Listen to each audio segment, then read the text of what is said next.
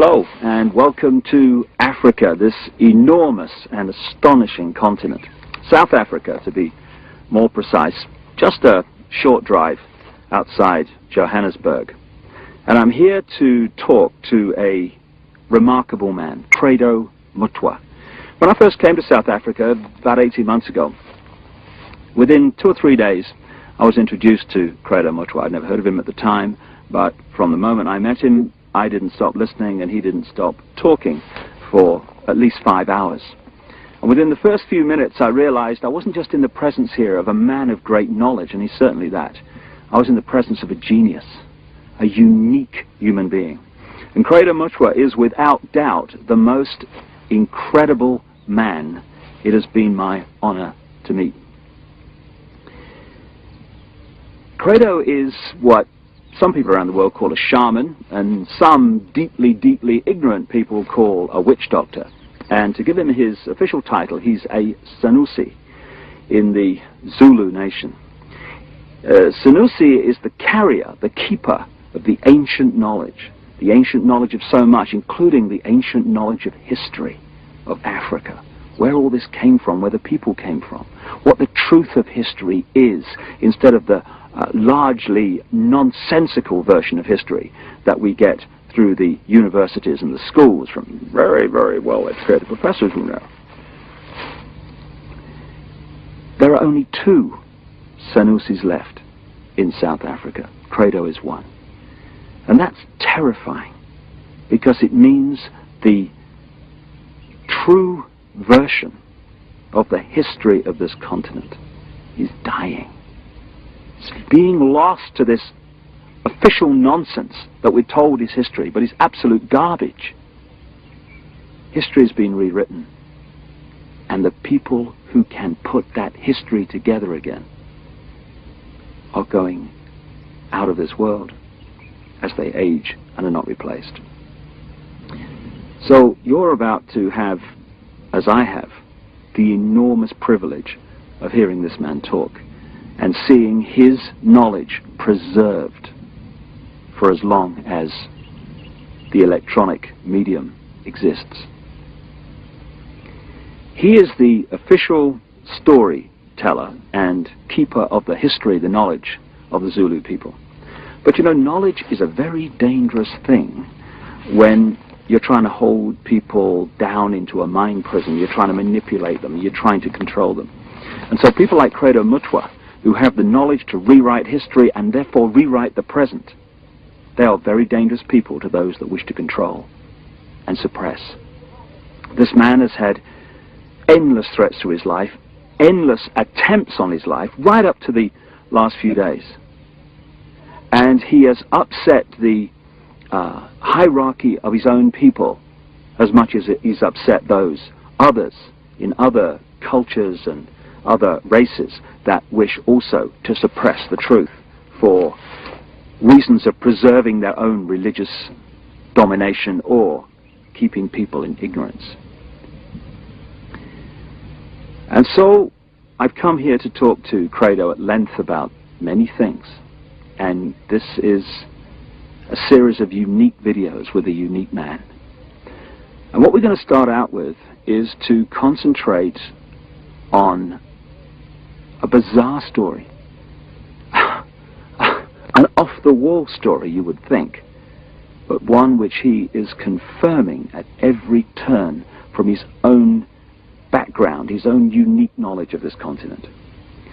Over the last few years, as I've been trying to uncover how the world's controlled by a few people, which it is, and who those people are, it has emerged from my research that, bizarre as it may seem,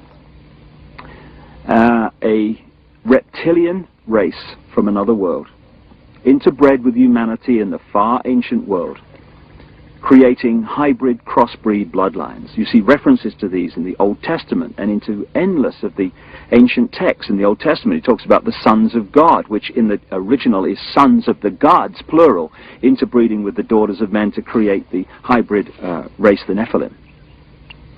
These gods were the literal gods of the ancient people, and they used to sacrifice people literally to the gods. And these crossbreed bloodlines, as ancient accounts tell around the world, were put into the positions of ruling royal power in the ancient world. And then, as is happening today, when you do the genealogy of the ruling families and the ruling positions of power in the world, be they the 42 presidents of the United States up to Bill Clinton, be they the British royal family, be the aristocracy of Europe, any of these key ruling elites, the top of the banking system, the top of the global business system, you hit the family lines which go back to these same ruling lines of the ancient world, royal lines, that the ancient accounts say were the crossbreeds between humanity and these reptilian gods. In other words, a reptilian extraterrestrial race has been controlling planet Earth for thousands of years to this day and putting its genetic compatible bloodlines into the positions of power as presidents, prime ministers, banking leaders, business leaders, etc. And this explains so many things, where we get the divine right of kings from, the divine right to rule because of the bloodline, the genetics. Why these ruling families of the aristocracy and the royal families have always incessantly interbred with each other, just as the Eastern establishment families of the United States do, that produce so many presidents and banking leaders and administrators of government in the United States. And astonishingly, bizarre as I keep saying, and seemingly ridiculous as this story may be from our conditioned perspective of life and reality, when I started talking to Credo Mutwa from his African experience and knowledge of the most staggering depths and variety, he tells exactly the same story that I have uncovered around the world, exactly in great detail. And if Africa and the world is ever going to be free, and we are, then they have to listen to this man. And they have to listen now. I started out by talking to Credo about the origin of the knowledge that he is about to share with us for the first time in so many cases. Because this is the knowledge that only initiates normally get. But as Credo says, the world needs to know this. And so, this is a unique video, and this is a unique man. And like I say, I asked him first about the origin of the knowledge that he's about to pass on. When the white man started destroying our religion, when he started demonizing our gods, when he started ridiculing what we believed in and actually using educated Africans to destroy that ancient African religion, in many parts of Africa, say, our ancient religion went underground. And there were, call them secret societies, all over South Africa and Central Africa and East Africa and West Africa, where this knowledge was stored and kept by aging guardians, many of whom did not know that in other parts of the land there were other guardians who were doing exactly as they were doing. Now, when I first became a Sangoma, I was already, say, a person of education. I had entered school as a child of 14 years. And when I became a Sangoma, I was a youth of 16 years. And what my aunt and my grandfather, as well as my maternal grandmother, taught me shook me to the core of my soul. I found that the mission schools had been teaching me lies about my people all along. Missionaries had told us as children that the only light came to Africa with white people, that before the white men came, we black people had no idea about God. We had no belief in a life after death, and that our people were just a race of savages who used to lie around in the sun, womanize, fight, and drink beer every day. I was suddenly awakened to the fact that Africans had in fact been far greater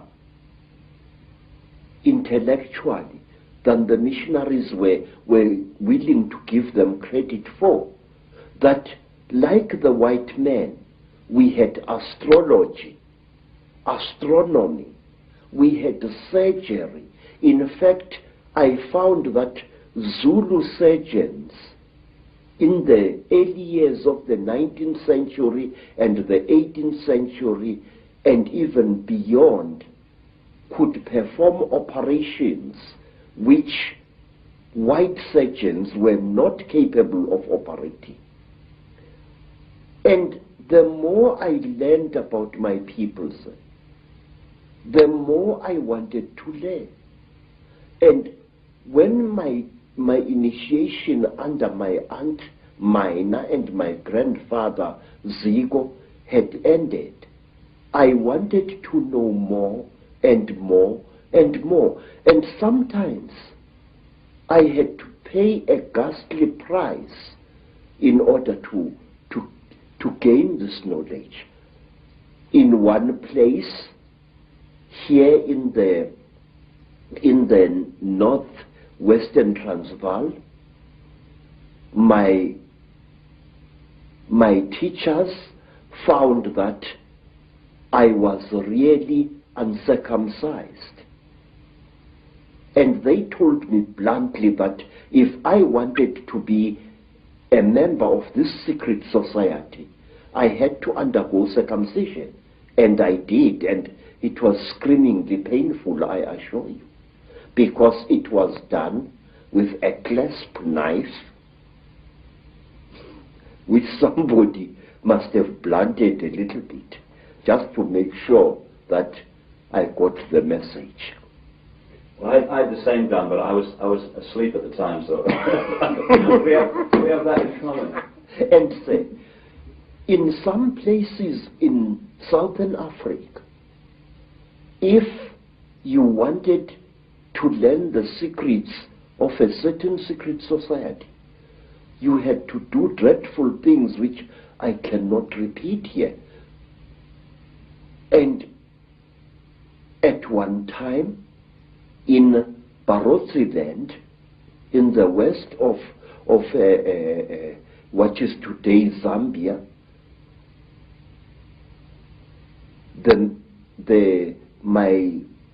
my teacher said, look, how far are you willing to go in order to become one of us?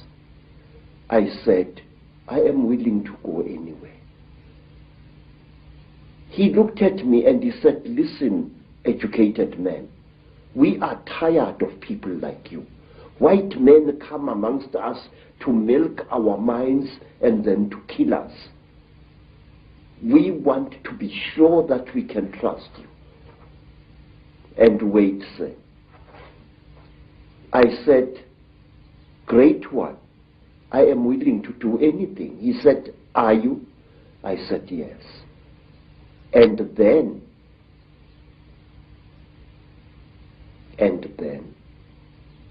they went into a graveyard, and from there they removed the hand of a corpse, dead 2 days, and they brought it and they challenged me to cook it and eat it. I did so. And these were the peoples who first told me about a race of highly intelligent beings which they called the Chitauri, the talkers, a race of creatures which look like reptiles, who have ruled the world for hundreds, if not thousands of years. Through this dreadful act, I was able to gain knowledge which was denied to even the highest Sangomas, because they would not go through the ritual I went through. This is how secret knowledge is protected in Africa. So, and at one time, let me tell you another thing. Again, in Barotse land, on the border between Angola and North Rhodesia, as it was called, I was brought into a hut. And in the hut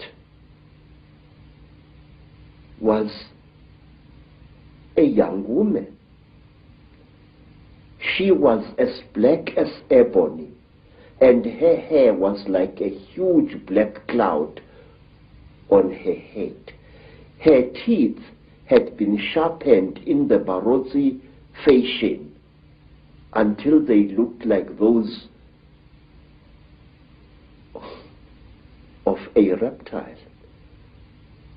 And Mutwa was very puzzled. What's this lady doing here? I'm supposed to spend several nights in this hut, so what is she? What is she doing here?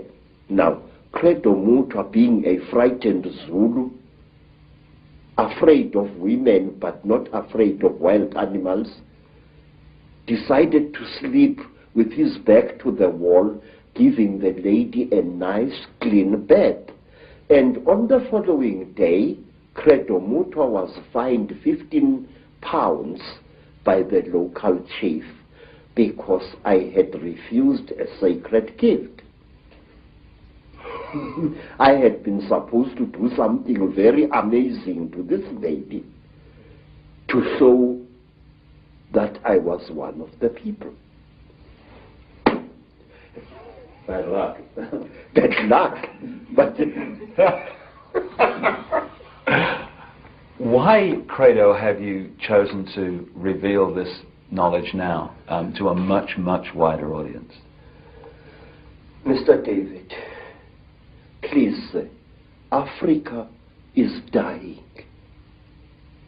Africa is being murdered. And we are sitting like bloody fools. And we don't realize what's being done to our people. Sir, I have proof that can stand in any true court of law that the disease called AIDS is a man-made disease. And this disease is going to kill 3/4 of South Africa's black people within the next 10 years. Sir, there are wars in Africa which make no sense to me as a black man. Please, when people fight a war, Mr. David, why do they fight? People fight in order to get rid of something that is giving them pain. Whether that something is a tribal chief or a corrupt modern government. They want to fight to remove this burden or to be destroyed by it.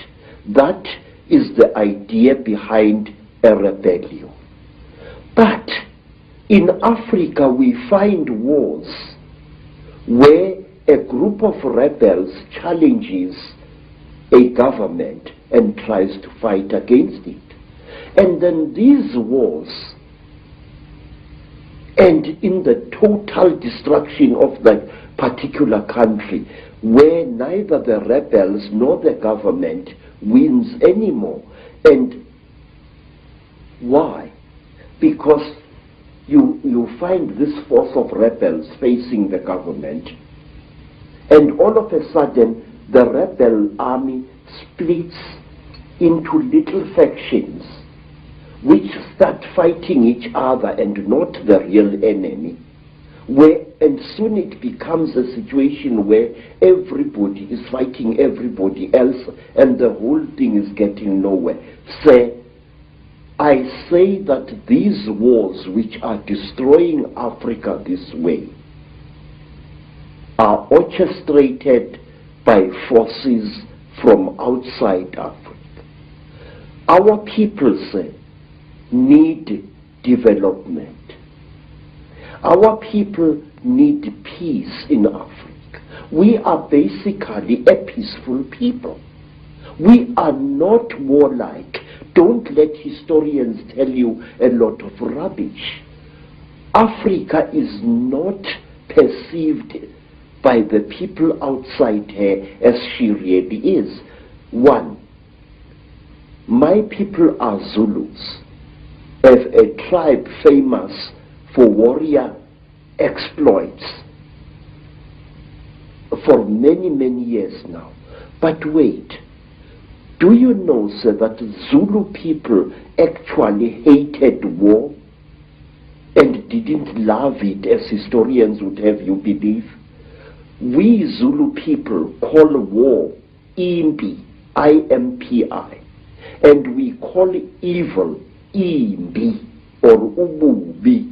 Now the word imbi and the word imbi come from exactly the same root, which means that which is evil. We call copper itusi, which means the helper, the frightener away of evil spirits. But we call iron insimbi, which means the evil metal, the metal of war. Now, when a Zulu went to battle, he spiritually prepared himself for fighting. But when he came back from battle, a Zulu would undergo a ceremony of purification, a very, very painful ritual, which lasted for some 7 days before he was even allowed to touch his wife. But wait for this. In England, we have got the Lady Sarah Churchill, Duchess of Marlborough, writing in her diary that her husband, Sir John Churchill, the Duke of Marlborough, after the terrible Battle of Blenheim, had made love to her 3 times while still wearing his top boots. Wait, sir. Listen to that. Here is a man coming into his tent or whatever it was, with his boots still stinking with the blood of horses and the blood of men, and probably with human flesh still attached to the soles of those boots. Here is this man making love to his wife. What kind of attitude is that? That a man would come smelling of death and destruction to desecrate his wife in 3 torrid sessions? We never did that in Africa. We hated war, and furthermore, our people, the black people of Southern Africa, are accused of having been a male-dominated society. Absolute bloody poppycocks. Zulus were a female-dominated society. And if you want proof of that, ask yourself, who killed King Shaka? who planned Shaka's murder, two women, twins, Mama and Mkabai, Shaka's aunts, who was the greatest advisor of King Shaka. His mother Nandi, she used to plan every one of Shaka's military campaigns right down to the last detail. So, everywhere in South Africa, our word for great also means female, but that is something we shall discuss at another time. So, Africa is being murdered, and a race of people which once founded some of the world's greatest civilizations is being cruelly exterminated, and our politicians appear to be hypnotized as like a little antelope hypnotized by a python. Don't our leaders know what is going on in Africa?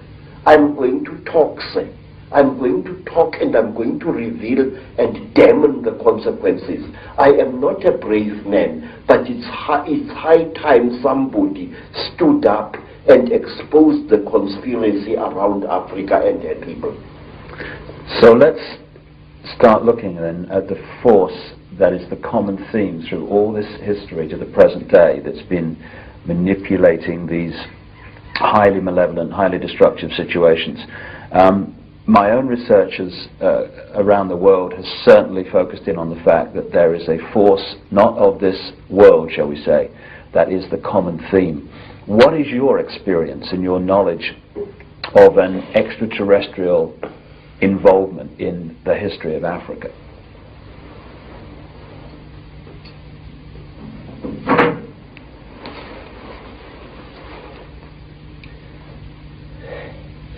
One of the most secret stories that was revealed to me, sir, is about these beings. This story was revealed to me first in Barotsident, then in the country today called Rwanda, once known as Rwanda Urundi. Then I learned about this story at that time on the foothills of Mount Kilimanjaro. This is the story, a story you find throughout Africa. There was once a time when the blue sky was invisible, when the whole world was covered with mist, when you could not see the sun as it is now. You only saw it as a splash of white light moving slowly across the sky. At that time, there was an eternal drizzle every day of the year. At that time, people could not see the stars.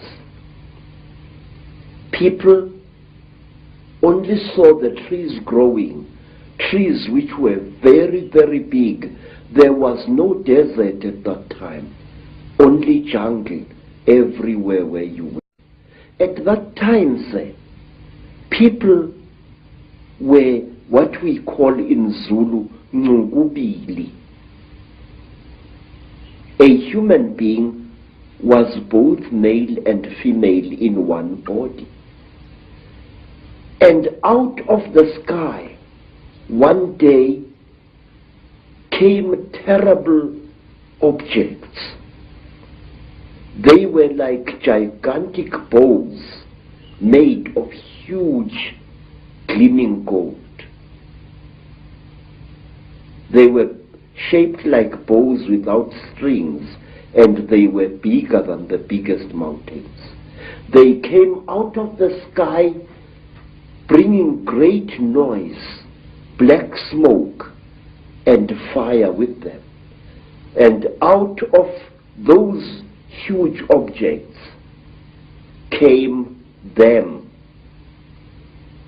At that time, sir, human beings could not speak.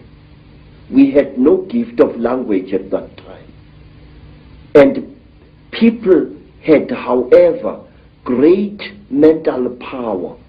A man would go into the bush and, using the power of his mind, actually call out an animal which he wanted to hunt and kill for his children.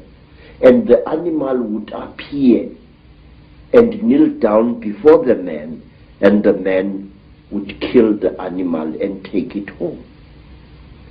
But when the Chitauri arrived in Africa, they told our people that they were gods and that they were going to give us human beings great gifts on one condition: we had to worship them and accept them as our creators.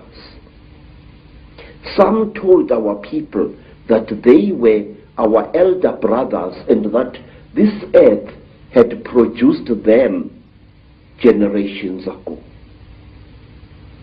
And they said they had come back to the green womb of their mother and that they were going to make us into gods.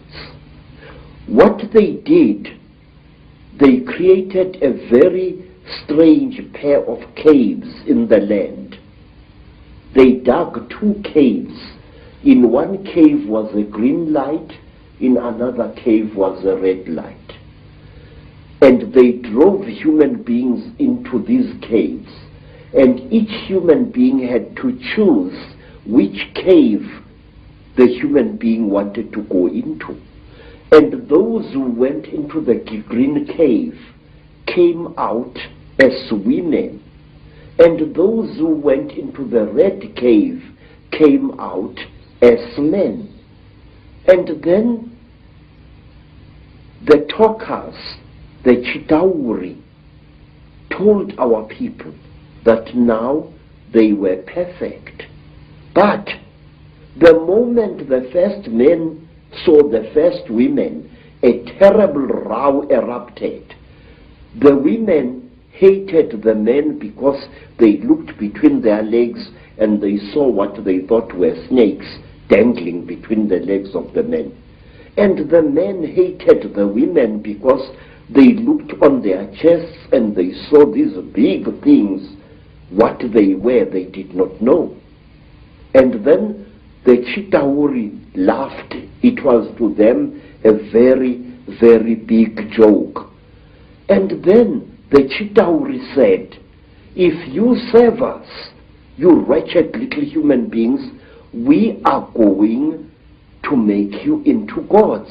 And the human beings agreed to serve the Chitauri. And the Chitauri gave human beings a second gift, the gift of language. People started talking with their tongues where they had talked with their minds before. And there was a big rubbish starting again, because this man did not know the language of that man. And when this man greeted that man, this man thought that he was being insulted, and so a lot of murder and culpable homicide started taking place all over the world. When our people were given language, they found to their horror that they had lost much of their mental powers. They had paid a terrible price. But the Chitauri were now the masters of human beings. They made them, the human beings, to go into holes in the ground and to mine metal, gold, copper, tin, all kinds of metal. The Chitauri forced our people to mine. And the people were very unhappy because they couldn't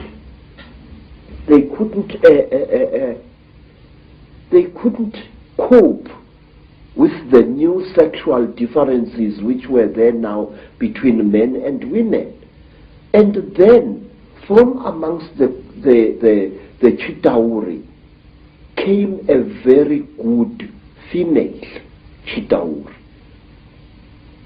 Her name was Mai Nzarantwari Samahongo. Mai Nzarantwari Samahongo was the senior wife of the terrible chief of the Chitauri, Umbaba Gorontwari Samahongo. She was sorry for human beings, this great reptile lady. She said to the poor people, "Ow, you are unhappy." And the people said, "Yes, great one. We go into the holes every day, we dig the stones and we bring it to the gods, but we are not happy." And Mai Nzarantwari scratched her scaly chin and began to think and to think. She was terribly ugly. Her eyes were awful, like lights in the darkness. But she had mercy in her heart, and she taught the men and the women how to make love. And she said, "Look, we divided you into males and females. Now this action is going to bring you together." But it did not, because anyone who receives a gift from the Ntwari, the children of the python, is always in trouble. What happened was that when one guy slept with his wife, he didn't find her much, so he went to steal another guy's wife, and there was a big remorse, as we say in Afrikaans, starting. So men started stealing each other's wives and each other's girlfriends, and women started stealing each other's husbands, and there was a big nonsense in the land. And King Umbaba, the terrible lord of the Ntwari, the reptile people, said, "Look what you've done, you stupid old woman. Now these people, they are making such a noise. Listen to all that screaming in the bush. They are busy making love there, and our gold is not being dug, and you are responsible for this." Nzarantwari thought and thought and thought and thought, and then she got a plan, and she said, "I will make them stop. When they make love to each other, the female is going to get pregnant. And when she is pregnant, the male is going to leave her alone, and that noise in the bush will not be so disturbing to you, my lord." And Umbaba said, "You had better. There is no production here." And so all the women in the world was pregnant, and Umbaba was furious with his wife. And so it went on and on, until one day Nzarantwari activated a black hero called Mweru. And Mweru challenged the great chief of the serpent people to a fight, and he cut off the royal penis of the king of the snake people, and that caused a big war.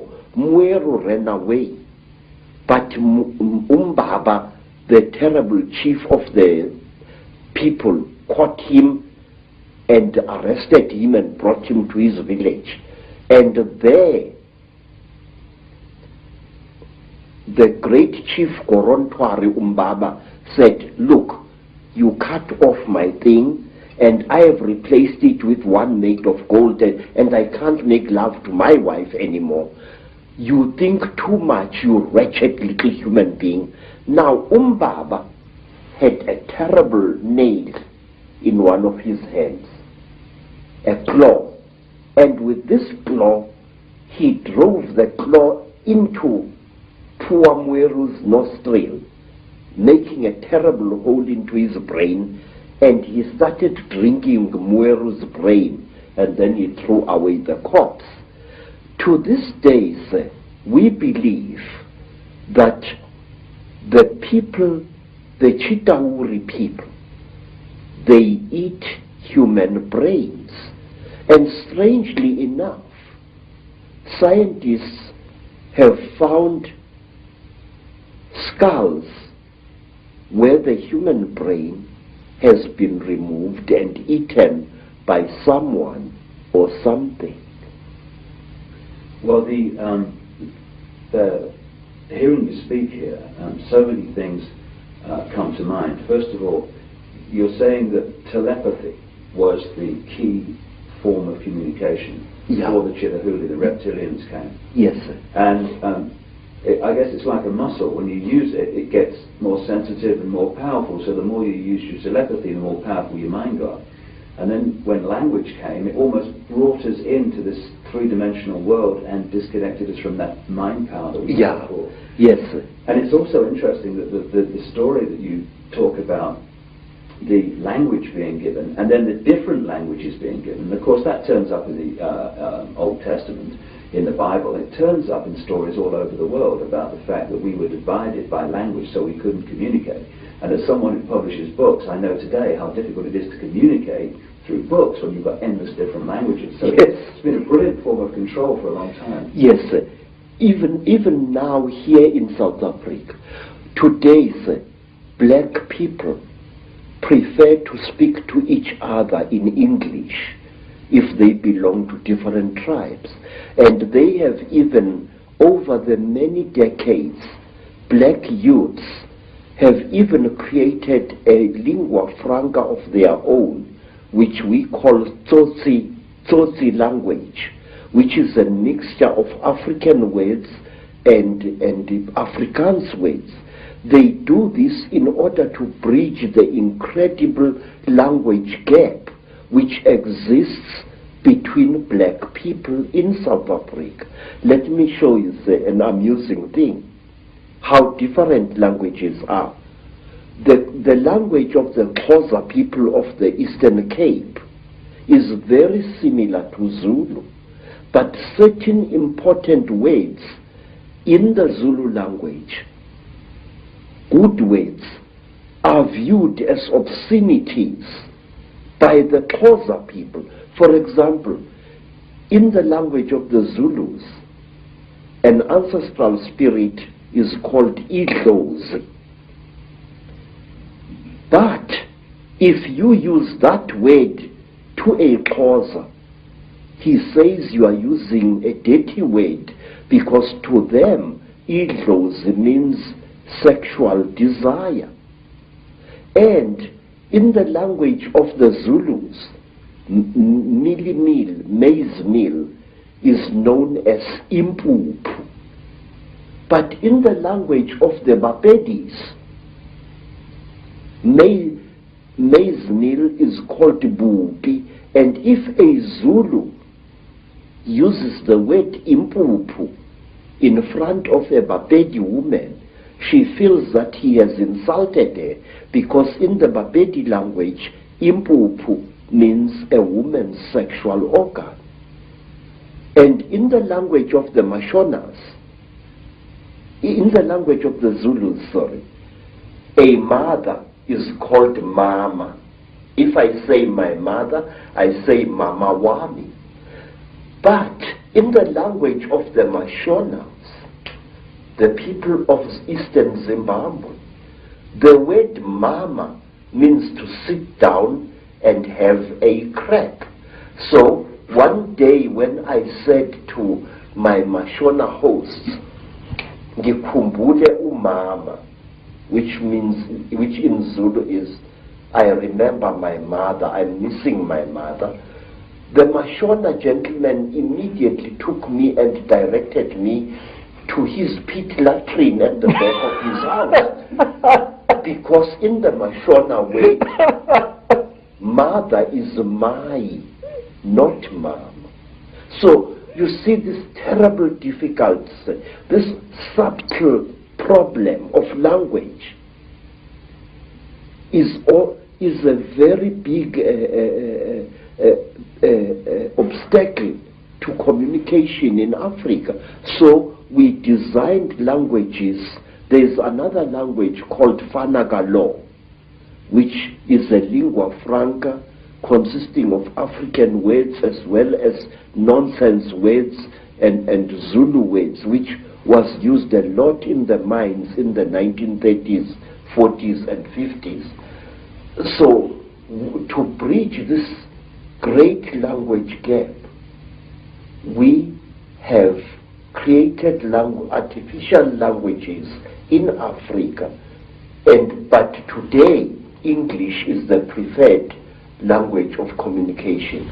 Some say we should learn French, also another language of communication in Africa.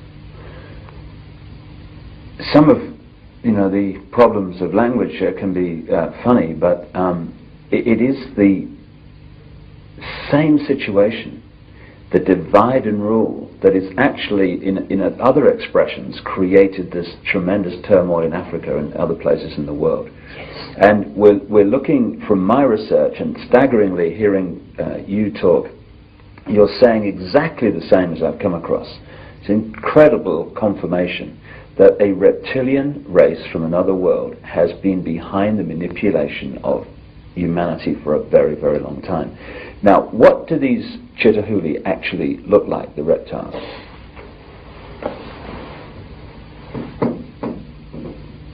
I'm not a good artist. You're better than me, that's for sure. But this is how we believe the Chitahuli look like. They were created in this. You see, sir, you white people say that there are alien beings on this earth. No, you are wrong. The earth in which we live has produced 24 different races during its long existence. Please, this is how a Chitahuli looks like. It stands about 11 feet high. It is a very slender being which seems not to have a bone structure. Its fingers have no joints. They are more as if the bones in here were flexible. Some of the Chitahuri have got 3 claws with a thumb. Some have got 6 claws with a thumb. And some of the Chitahuris have got horns on their heads. And what surprises me is this. Some film producers, like the producers who make the films Star Wars, often show creatures in their films which actually exist, which even the most uneducated of Africans who knows this Chitahuli can identify. For example, in the new Star Wars film, what is it called? Star Wars or something like that. There is a creature who amazes me called Darth Maul. Darth Maul is a red and black being with a ring of small horns right round his head. That is exactly what the Chitahuli look like. Some have got ordinary heads without any horns on their heads. These are the lesser Chitahuli. But the royal Chitahuli have got a ring of sharp horns all around their heads.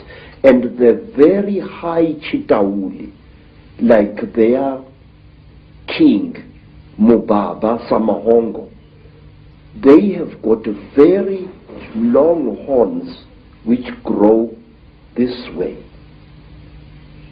Not that way like a bull, but this way like certain antelopes. Now, I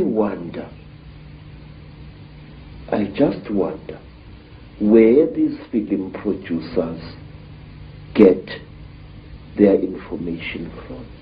And in one strange film, which my student called me to come and watch, the thing called Stargate 2. And in that film, there was a creature, a very slimy, cream-colored creature with heavy wrinkles on its face. It was a spitting likeness of Mubaba Samahongo, the terrible emperor of the Chitauri. Well, clearly there's a tremendous amount of knowledge of what's been going on and what is going on, which comes out symbolically through films and areas of communication like Hollywood. But the thing that I'm totally stunned the more I talk to you about this is because I've been all over the world having people give me descriptions of seeing reptilian type figures, particularly people in positions of power in the world, changing into a reptilian figure and coming back again. And what they describe seeing is exactly what the knowledge of ancient Africa talks about seeing. We're talking about the same people there, which is an astonishing confirmation. And the eyes is something that keeps coming up being described. Yes. Tell me about the eyes of the Chitahuli. Say, a warrior Chitauri has got eyes like a snake. These eyes are yellowish with split pupils, and they glow in darkness. So if a Chitauri, a warrior Chitauri, one of the lesser classes, is hiding in a cave, you can see its eyes burning. But a royal Chitauri has got 3 eyes. It's got the yellow eyes, which glow in a strange, almost ice-like way, like jewels, like certain types of yellow jewel. And then they have got an eye in the center of their foreheads, an eye which doesn't close up down like a normal eye does, but which closes from side to side and which opens this way. Now this eye of the Chitauri is the eye that kills, because it can knock a man down just by the fire, the glare that comes out of it. Is this where the a constant recurring theme of the evil eye comes from? Yes, sir. Yes, sir. In fact, Mubaba, the emperor of the Chitauri, who is said to be still alive today, Mubaba has got a central eye. His other 2 eyes were stitched shut by a jealous wife.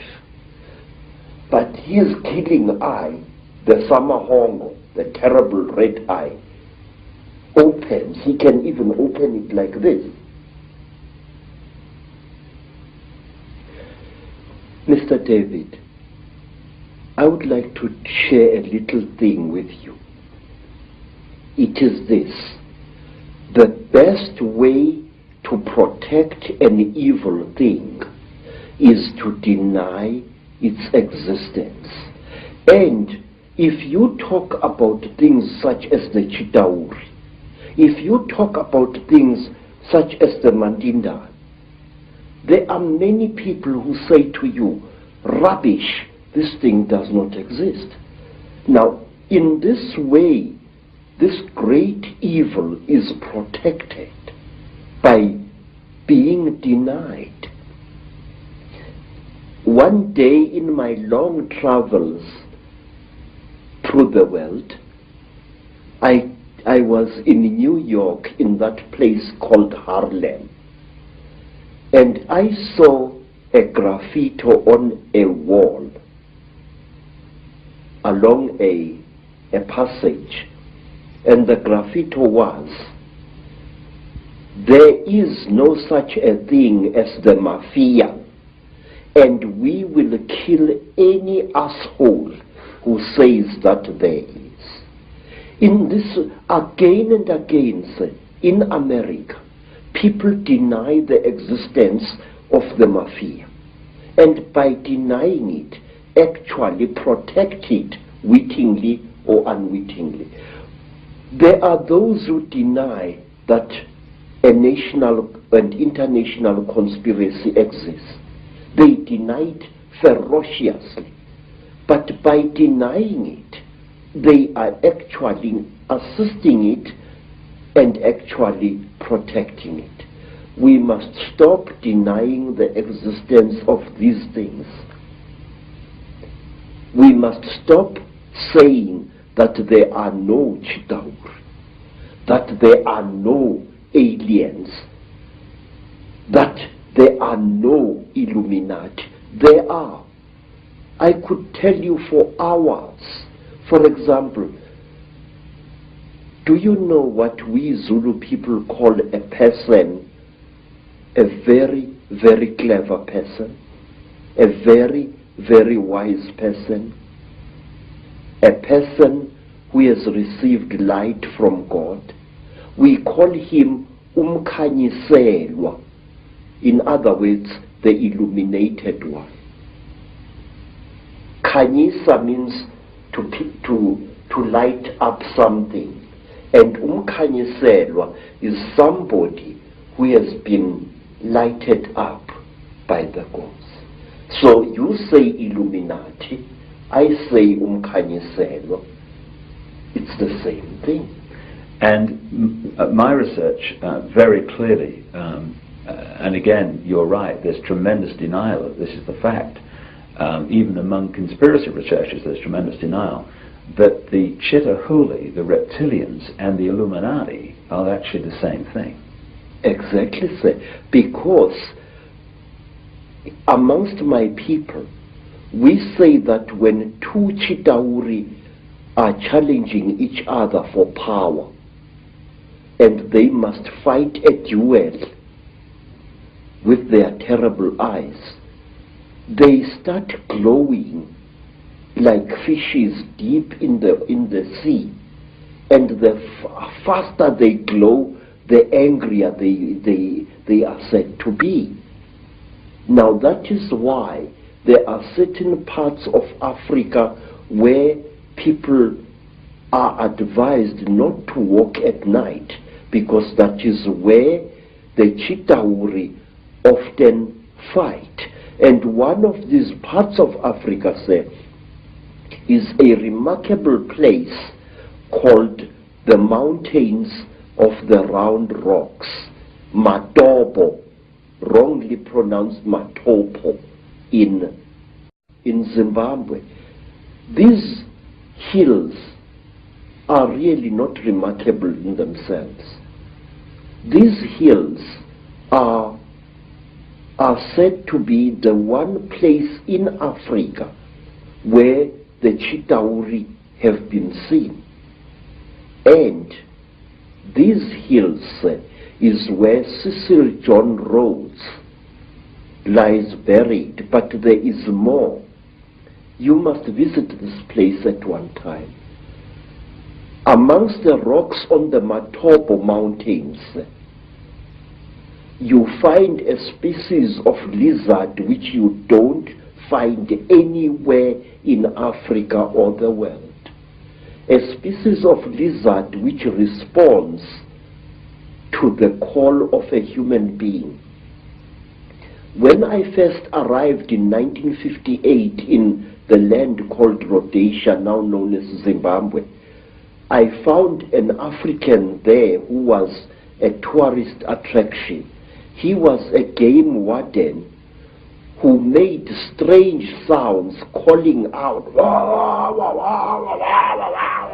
and as he called out, these strange lizards, the only type of lizard anywhere on earth which responds to the human voice, used to come out of cracks and out of holes in the ground and to gather around this African.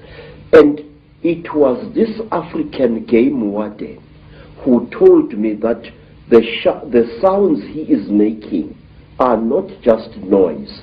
They are the speech of the Chitauri star gods.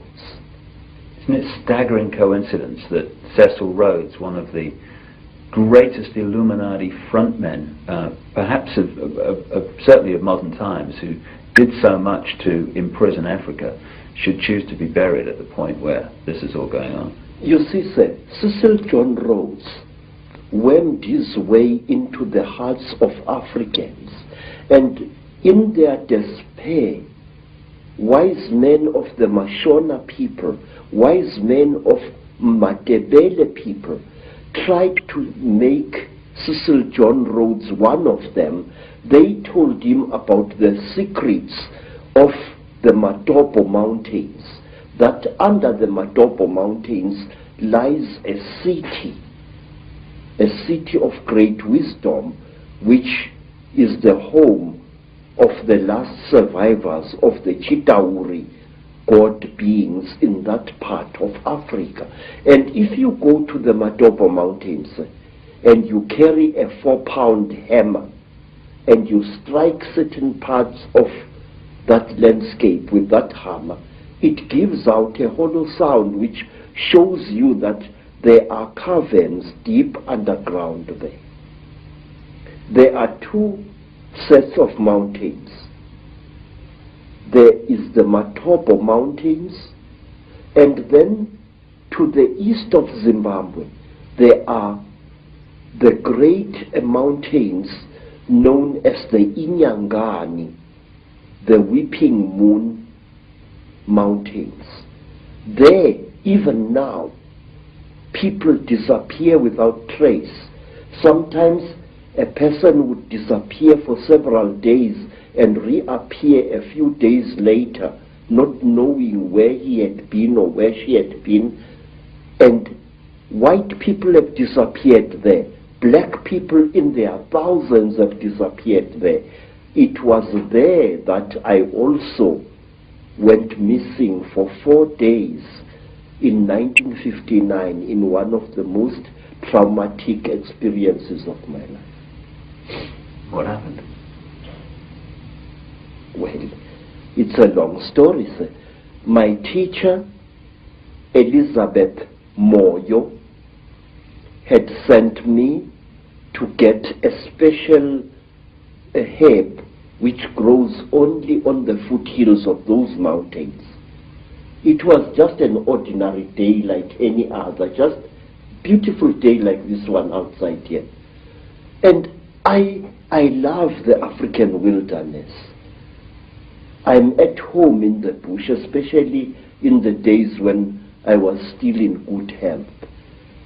I love the animals. I love their smell, and I love the smell of the vegetation. And I was looking for this herb when all of a sudden a bright blue mist fell all around me. It took me some time to react to this strange thing. It was a hot day, and all of a sudden the temperature around me dropped. It was as if I was on the slope of a very cold mountain, but it was a warm day. And then the next moment I was in what appeared to be a metal-lined tunnel, a caving tunnel, and I was lying on what looked like a workbench, a very large workbench of some kind.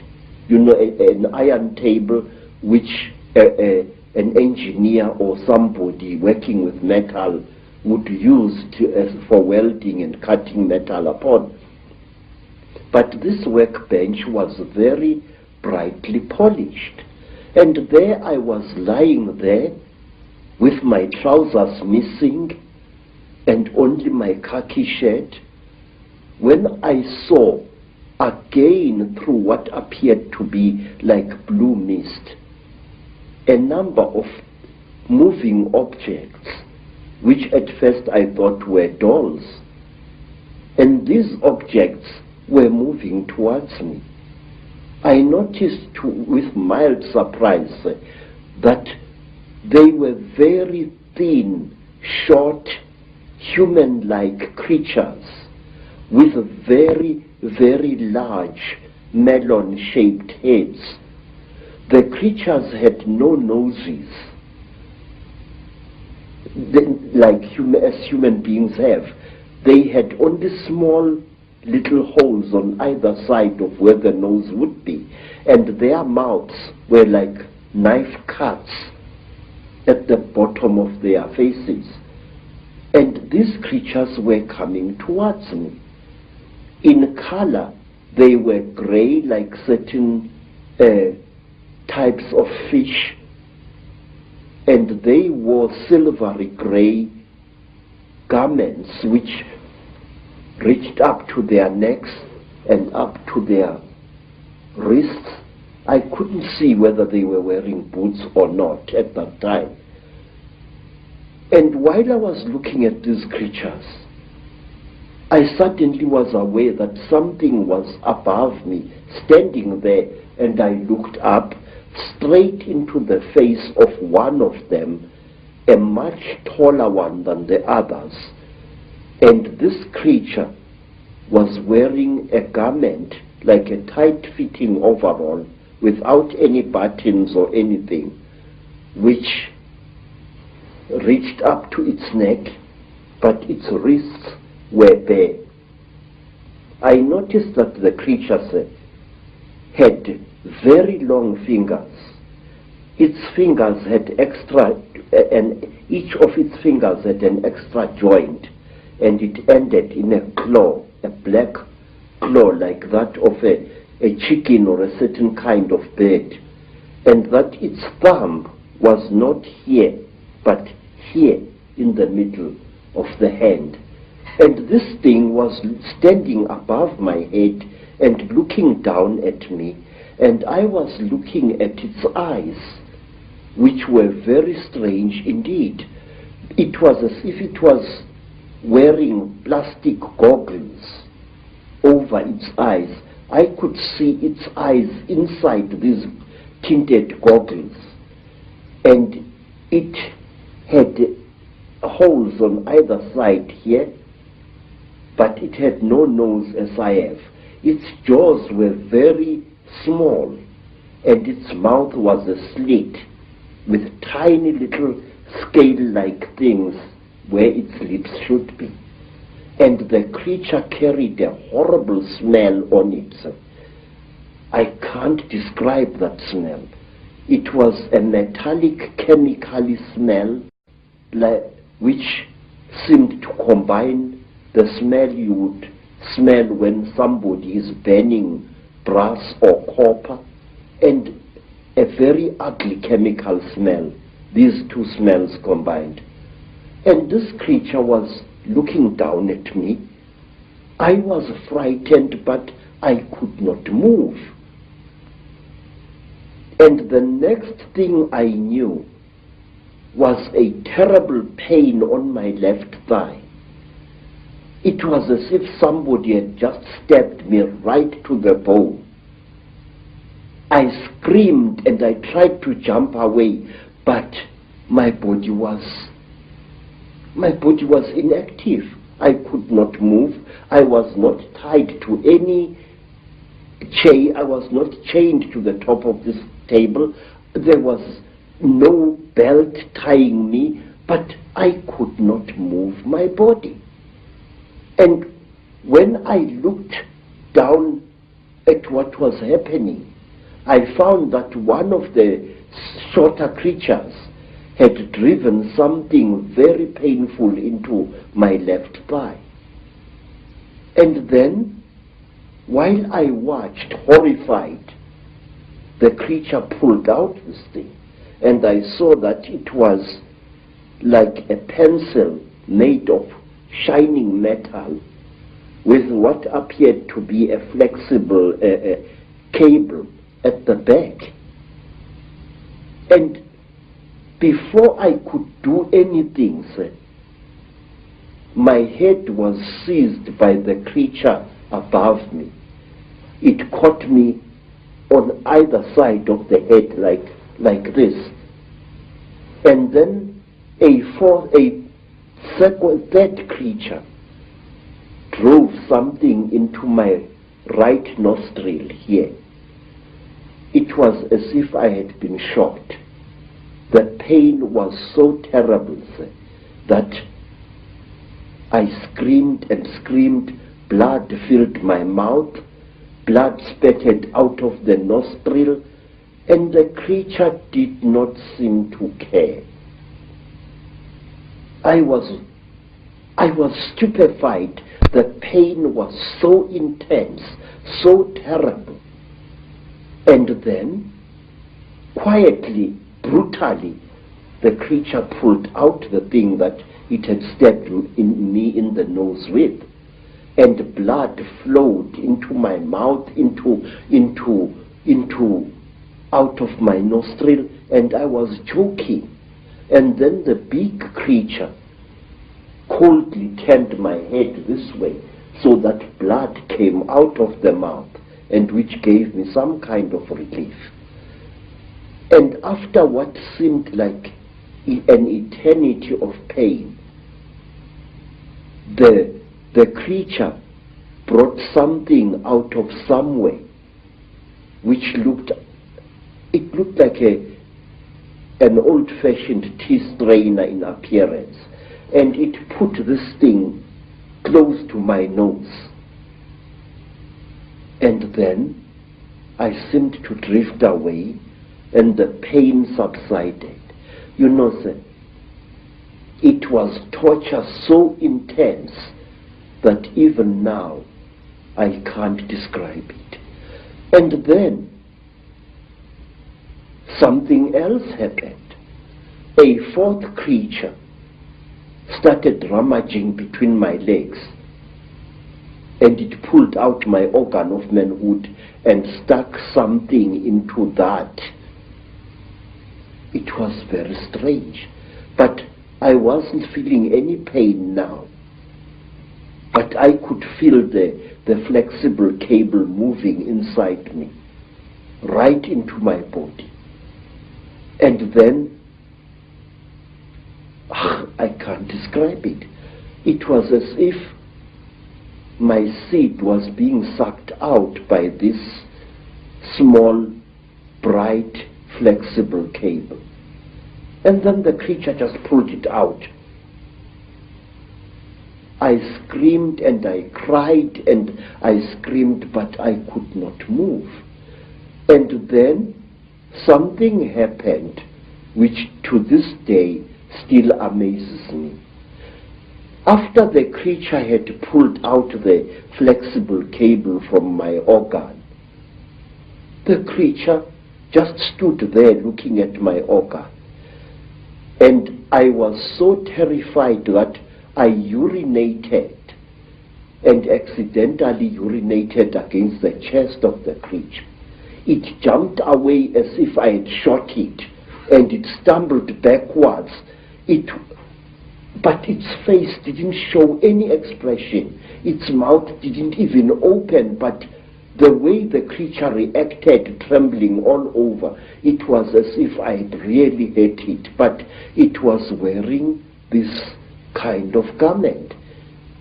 And after that, I was left alone, except for the big creature which stood to my right side this time, with its arms folded, looking down at me. And then, while I was looking at this creature, trying to appeal to it, no pain anymore, no pain, please, I was pleading. Pictures suddenly flooded my mind. Pictures of buildings sunk in a red lake of water. Buildings rotting away. Buildings that appeared as if they had been bombed. And cities sunk in terrible mud. Trees sticking out like rotten ghosts, trees without leaves, without branches, sticking out of the mud as if they had been poisoned. I saw visions of this. And then, through an entrance which I had not seen before, came a strange and terrible being.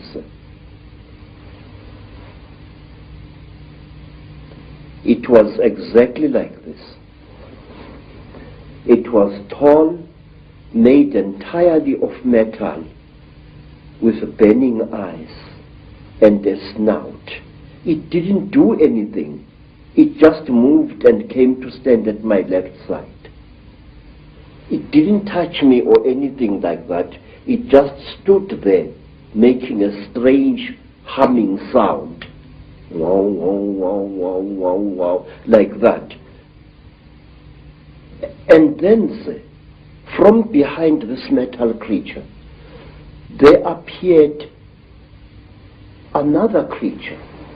It was so radically different from the grey creatures in that it looked exactly like an earthly human being.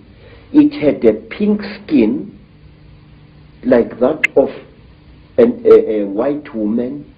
It had golden hair, and its ears were definitely pointed like those of an animal. Its eyes were slightly slanting. They were pale, pale blue, and never once did they blink. It was like this, nude, and there was a tail-like appendage at its back, which was very visible as it walked away after it had done to me what it did. What this thing did, it climbed over me and made love to me. And I noticed that unlike normal women, its breasts were set too high in its chest, and they were very, very hard in appearance. And that here, the pubic hair as well as the hair in the armpits was a fiery red, as if it had been dyed. And this thing didn't even blink. Its eyes were just like this, looking at you as if there was no liquid in the eyes. Just an unblinking, terrible stare. And it was a small creature, about the size of a 16-year-old girl. But it was very, very heavy as it sat on top of me.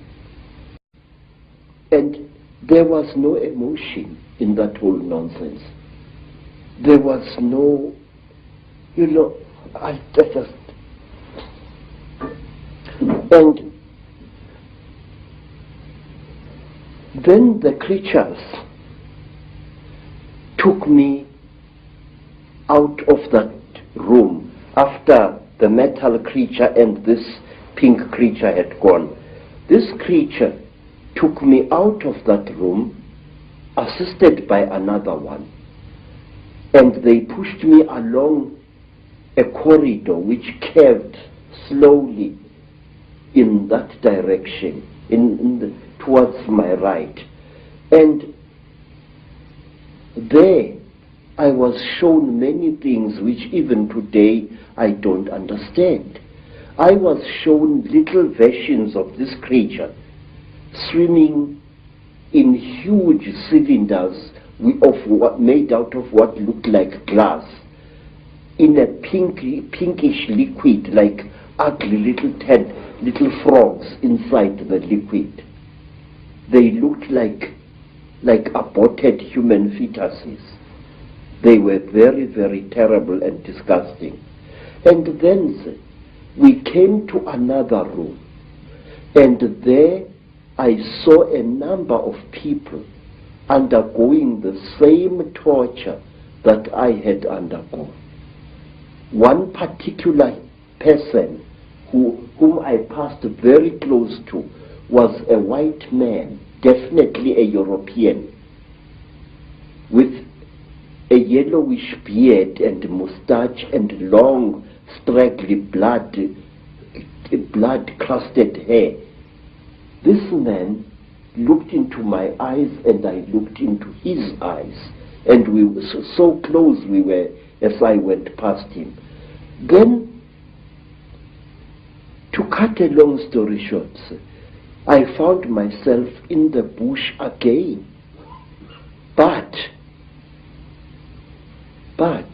I was wearing only my shirt. My boots were gone, and so was my trousers. So I took off my shirt and wore it around my waist as a loincloth. And I started traveling, not knowing really in which direction I was going. Then I came to a track, and I walked along that. And some time later, I saw people coming towards me. It was a group of young men and young women, Mashona people, and they were going to a trading store, I later learned. I asked them where Elizabeth Moyo's homestead was, and they directed me to it. But they kept a safe distance away from me. And later I learned why. I was carrying a horrible, non-human smell upon me. When at long last I came to Mrs. Moyo's village, all the dogs in that place went hysterical. They came at me in a pack, wanting to tear me to pieces. And only the villagers managed to save my life there. Mrs. Moyo asked me where I had been, and I said I did not know. And then she said, I know you had been taken by the little ones. I said, yes. I cannot understand. She said, you must not try to understand. You were chosen by the gods as a living sacrifice. So don't even try to talk about this. But how could I not talk about it? I wanted to understand what had been done to me, by whom and why. Even now, sir, I still want to understand what it was all about. And many years later, I met a remarkable white woman, Elizabeth Clara, a famous South African woman who had worked for British intelligence during the war, and who, we are told, had been impregnated by a being from the stars, Icke. I asked Elizabeth what was the meaning of the strange thing which was done to me, because since that time I had come across many black people, well over 200, who had been through the same torture as I. I had come across many black as well as Cape-colored women who had been mysteriously impregnated by the same creatures that I had gone through the hands of. And let me tell you one other interesting thing before I forget. About a year after I had underwent this terrible experience, I was walking along Jeppe Street in Johannesburg delivering parcels when a white man shouted at me to stop. I stopped. I thought he was a policeman wanting to arrest me for some reason. And when I tried to produce my identity document, the white man said, listen, I don't want your nasty word, passbook cover. I said, then sir, what do you want, boss? He said, listen, where did I see you? Where did I see you? I said, I don't know, boss. But he looked very familiar to me. And then he said, listen, don't bullshit me, man. Where did I see you? Where did you and I meet? Then I said to him, I saw you in Rhodesia, in a certain place. You were lying on a table.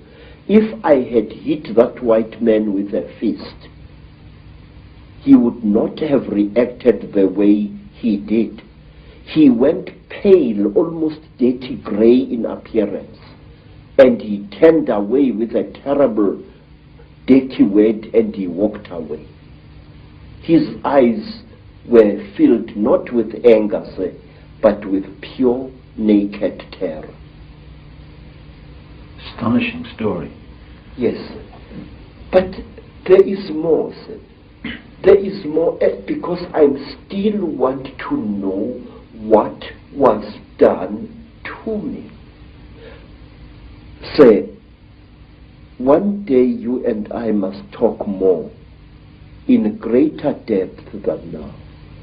I would like to tell you that since that time, I have found that I know things that a man of my standard of education shouldn't know. These hands, and those who know me can confirm this, these hands not only have made these sculptures using ancient African metal casting secrets. These hands, believe it or not, can make guns and working jet engines. And one day I wish you to come back to South Africa and I will show you one of these things. I know things which I shouldn't know, and it started at that time. Now, you see, sir, I want to know, what am I? Since that terrible time, my life as a man was really messed up. And one day let me tell you, sir, since that time, I have become a very confused creature.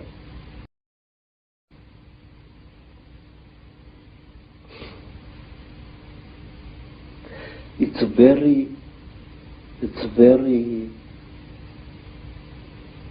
embarrassing, really. But since that terrible day, I became bisexual, which to me as an African is very, very disgusting. Since that time, my mind doesn't seem to be my own. I think about things that a man like me shouldn't bother himself about.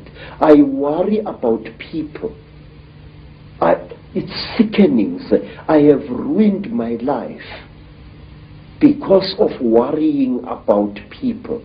I feel that I want to take every human being on this earth by the shoulders, shake them roughly and say, listen, Pastor, there is more to this earth than you think. Sir, I have seen the Chitauli. I have smelt them. I have had personal experience of these. And there are people who claim that these creatures are gods. There are people, sir, who claim that these creatures are experimenting on us. That is a lot of rubbish. These creatures are harvesting us. These creatures are not aliens, Mr. Icke. These creatures are sexually compatible with our women. And what does that tell you? It tells you that they came from here. They are part of us. And this makes them all the more dangerous. They know us very, very, very well. They know the great weaknesses of our minds, just as they know the great strengths of our minds. They operate in what I call the gray area of human existence, that side of our lives which we don't want to acknowledge the existence of. They create, African tradition says that the Chitauli, where they engaged God himself in a terrible war, and God defeated them, the real God, Nkulunkulu, the creator. God defeated them, and he closed their mouths so that they are unable to talk or to eat food anymore. But we are told, say, that the Chitauli fatten on the energy that we human beings give them. They make us to fight each other. And when the whole land is drowning in death and fear and terror, when hundreds and hundreds of people are angry and afraid, the Chitauli get fat because they eat that what we call the dark power, which is brought about when human beings destroy the planet on which they live. They feed off human emotion. Yes, sir. Very, very intense human emotion. We are told, for example, that if you see a Chitauri walking through the bush or just standing there and looking at you, and you are accompanied by your wife or your girlfriend, you must immediately make love to that girlfriend and release as much emotion as possible, and the Chitauri will be pleased and will walk away from you and not harm you. And another thing, sir, we are told that the Chitauri eat energy which is generated when hundreds of human minds or one human mind starts thinking at certain levels. We are told that the Chitauri want us to think at certain levels. Certain wavelengths. Yes, sir. And they reward us with long life. May I ask you, sir, have you ever thought as a thinking person, why is it that in the great universities of this world you find professors who think at certain levels and who live unnaturally long lives? Albert Einstein, Raymond Dart, Robert Broom, all these professors live a long, long time. And my Aunt Mine, the last Sanusi in South Africa other than myself, is as active as a young girl, and yet she's close to her 99th year of life.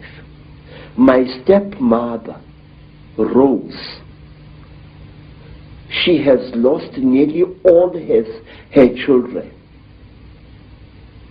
and she is still alive. Extreme longevity is the reward with which the Chitauri reward you if you think at certain wavelengths. The description of your abduction clearly is describing what has become known as the Greys, what I think is also known by some as the Ant people, the grey figures with the big black eyes.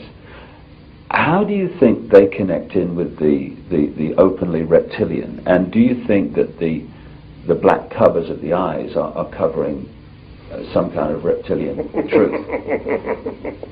Say, the so-called grey aliens are actually the lackeys and the servants of the Chitauri. If you see a Chitauri and you see this, there is very little racial difference. In fact, I will even go so far as to say this, that these creatures are actually the offspring of the Chitauri. The way they gather substances from human beings and from animals, the way they are the forerunners of the Chitauri in any place. And if you are very close to one of these creatures and you look into its goggle-like eyes, you will see round eyes, Mr. Icke, beyond this black goggle-like stuff. And these eyes are the real creature's eyes. Now let me tell you, there is in Lesotho a very strange mountain, a mountain called Leribe, Leribe. On this mountain, very amazing things happen after every 10-year or 20-year period. Now, not so long ago, an African farmer found an object near that mountain, an object which had crashed. And he was driving his tractor and he saw this strange object lying in the ground with tiny little bolts of lightning racing all around its edge. And the African walked up to the object, and when he wanted to touch it, a strange power struck him and sent him sprawling on his back to the ground. The African got onto his tractor and got out of there. What the African had seen had been a crashed UFO, a flying saucer. He described it very amazingly. And he said that after a few days, there appeared what he said was a huge removal van, very big, accompanied by soldiers wearing black uniforms, goggles and berets. And these soldiers lifted the object into the van, and the van drove away. But when people came to the site, they saw that something had fallen there, but they saw no heavy tire tracks of the vehicle that the man had described.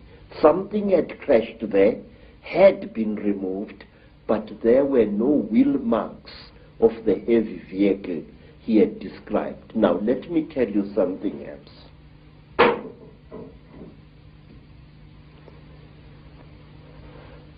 It was in 1958. In fact, I think that the incident I'm going to describe to you, sir, is somehow connected to what happened to me in 1959. I'm sure of it. A friend of mine in Lesotho called me. He said that he had something very important and that we had to share this. He said, please, I must come to Lesotho. I must come. And I went there. And then I found that he had dug a hole at the back of his hut. And he asked me that he and I and his second wife should go into this hole on the night to come, and there to share something very, very holy. Well, we went down the hole. We used a broken ladder, and there inside the hole we ate small pieces of something. He told me to chew these things very thoroughly, as they were quite hard. I still had teeth in my face at that time, and I chewed and I chewed and I chewed and I chewed. But I noticed that what I was chewing was some kind of dry substance, and that it had the same taste that you would feel in your mouth if you sucked a copper penny. It had that coppery taste, like as if you were sucking an old copper coin. And then we left the hole and we went into his house. And on the following day, we all became terribly ill, very, very ill. Our skins erupted into a rash. It was very, very painful. It was very, very itchy.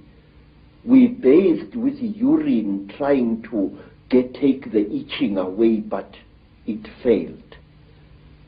We bathed with sheep dip, and it failed. And in the end, I could no longer breathe at all.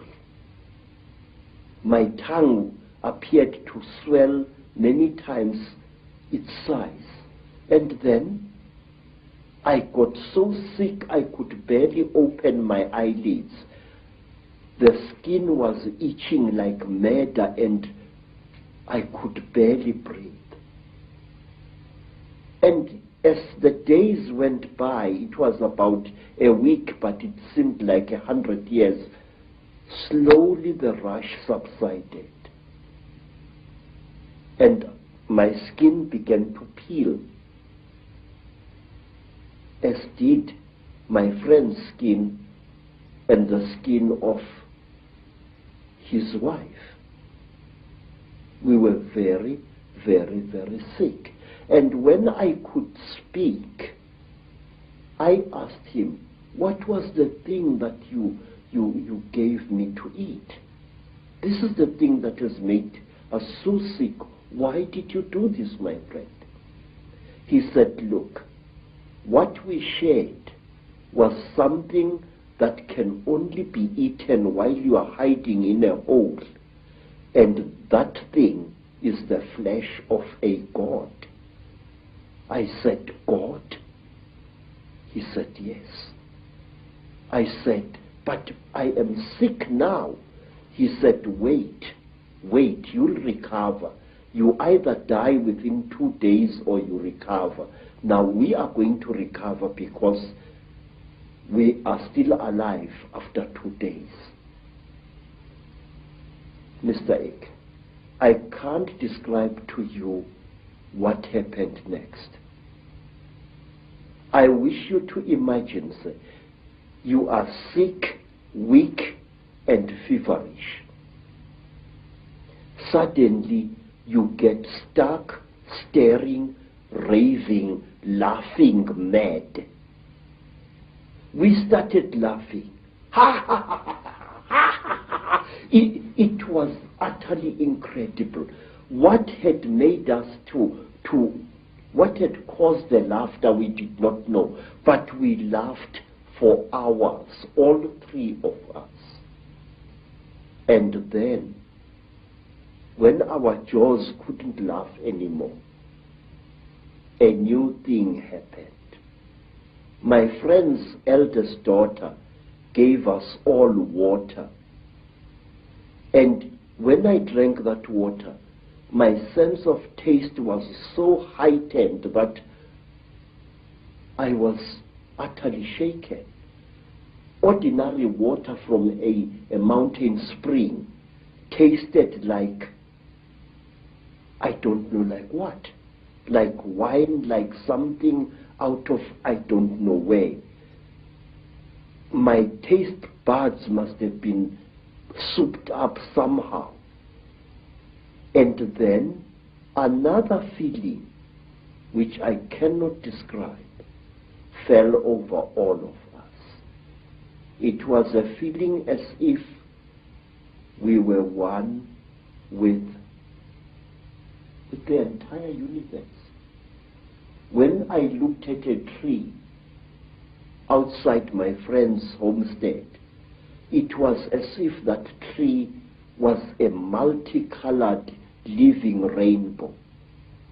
When I looked at the mountain far away, my sense of sight was so intense that I could see colors beyond colors. I can't give you any other description. And then say, afterwards,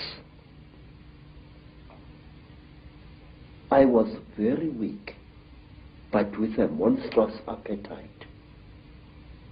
And then I left my friend's homestead and returned to South Africa.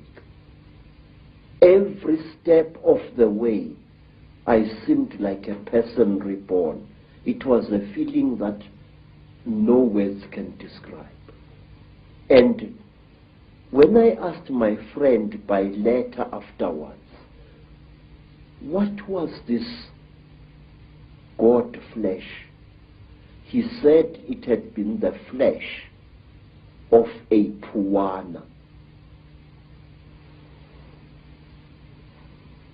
What we call the grave. Yes, sir. People who say that these things don't exist had better think again. They are tangible, they are smellable, and furthermore, they are edible if you are willing to take the risk. In Africa, we have an ancient custom whose existence many people deny today, that anything that claims to be a god should be eaten. There are places in Africa even now where if you are a spiritual person and you are sick, well, let me tell you what happened to me in the country today called Zaire. I got sick.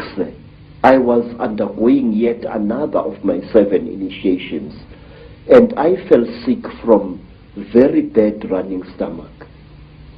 And I was so sick, everything that my friends, white friends and black friends, could do failed to help me.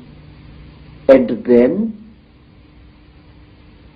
one night, some of my teachers came to me and requested that since I was going to die, would I please allow them the honor of eating me after death.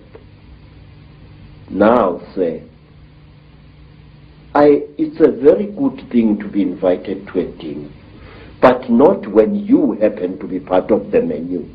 And I recovered so quickly that I escaped from that area in one of their ramshackle buses, and I never went back. Thank you very much. Fear can be a wonderful medicine sometimes, and it was with me. Do you think, Credo, that those senses that you experience, that really heightened sense of everything, of oneness, of whatever, are the very senses that the Chittahuli have manipulated out of us? I do, sir. I do very much. They were senses like no human being possesses. May I add, no human being possesses anymore. it was as if at one time, a voice was speaking in my head, a very amazing voice. And after that, my powers of prophecy were intensified. This is what I think. We human beings are holier and more wonderful than we think we are. And I feel we lost something at some time in the course of our development, or shall I say, in the course of our manipulation. Credo, this is fascinating information, which I'm sure many people in the UFO research community will be very, very interested in. That is that these grey extraterrestrials, or grey figures, whatever they are, don't actually really look like that. They're almost in disguise. Yes, they are. And I will tell you why. Grey aliens have died in various parts of Africa. They have been killed, and they are very, very quick to recover the bodies of their friends which have fallen out of their crashed spacecraft. But sometimes African sangomas steal these bodies before they can be recovered. And believe me, sir, I have heard and I've seen that butchering a corpse of one of these creatures is extremely hard work. What you think is the skin of the creature is actually a tight-fitting costume that the creature is wearing. Under this grey costume, the creature, say, is pinkish white, like a freshly skinned animal, and its eyes are round with split pupils. These are goggles which the creature is wearing. Now, how do I know that?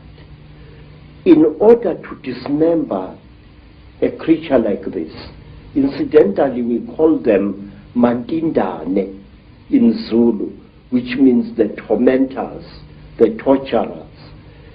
In order to dismember a creature like this, you need a brand new axe from the trading store, a heavy axe sharpened to a razor's edge in order to cut through the creature's skin. The creature's skin is not adhering to the flesh. You know, my skin is clinging to my flesh, yes, but the creature, there is a gap between the creature's flesh and its supposed skin. This is a material and not a skin. So the creature is actually wearing two garments. It's wearing a completely skin-tight garment which covers its entire body, and it is wearing an overall along these lines. Very often there are no gloves, and here, to cut up a mandindane, you need very, very sharp iron, and you have got to be a strong person even to reach its flesh. But once you have cut through the cover, the close-fitting covering, you can just open the whole thing and see the dead creature's flesh underneath it. And is it reptilian? Yes, sir. It is. I will tell you how the creature looks like without its grey skin. It is like certain types of tropical fish. It's like the belly of that type of fish that is fried in South Africa to make fish and chips. That grey fish, that long grey fish. The texture of its real skin is like that, but the blood vessels are very, close to the surface. In fact, not so long ago, Mr. Icke, right here in South Africa, several hundred school children, some black, some colored, were terrorized by a creature they called Pinky Pinky, a creature which looked as if it had been skinned alive. That was a Mantindan without its skin or costume. It's interesting when you're talking about the black eyes of these greys being a cover for something, and then you have the stories of the men in black who seem to interact not very positively, to say the least, with people involved in UFO and UFO investigation and stuff. And these men in black have these black goggle-like sunglasses, which are almost a mirror of the same. Exactly, sir. But let me tell you that over the last 100 years or so, the men in black have become westernized, in Africa at least. In old Africa, if you killed a Mantindan, one of these, you were visited by terrible beings who wore long black robes made of animal skin and deep hoods over their heads. And these creatures used to wear white masks with very, very terrible looking black eyes painted on them. They were called Izilo Zengubo, the beasts of the blanket. And may I tell you that these terrible beings, our African version of the men in black, used to play an important part in the choosing of certain kings in South Africa. That is one of the stories that I wish to tell you in greater detail one day. Whenever you have harmed a Mandinda, you received a visit from men in black. And one of my uncles was a night watchman just after the Second World War. And he saw what he thought was a burglar breaking into a factory which stored surplus army property. And he threw his knobkiri at this figure and hit it very hard. The creature fell behind some boxes, and then and only then did my uncle, a tough old Zulu, realize that the thing he had brought down was not a human being at all, not a young thief, but a Mandindan. My uncle threw down his second stick and ran screaming out of the factory. And not long after that, because my uncle had taken from the creature what he thought was its bag, he took the bag with him to Alexander Township after he had run out of the factory. But he could not open the bag.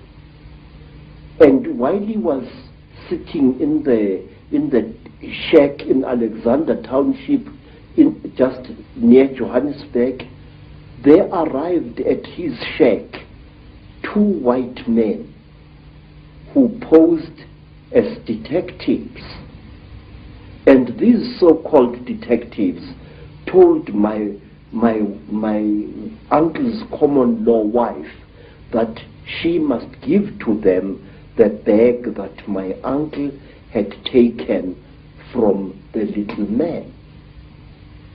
And she did, and they vanished.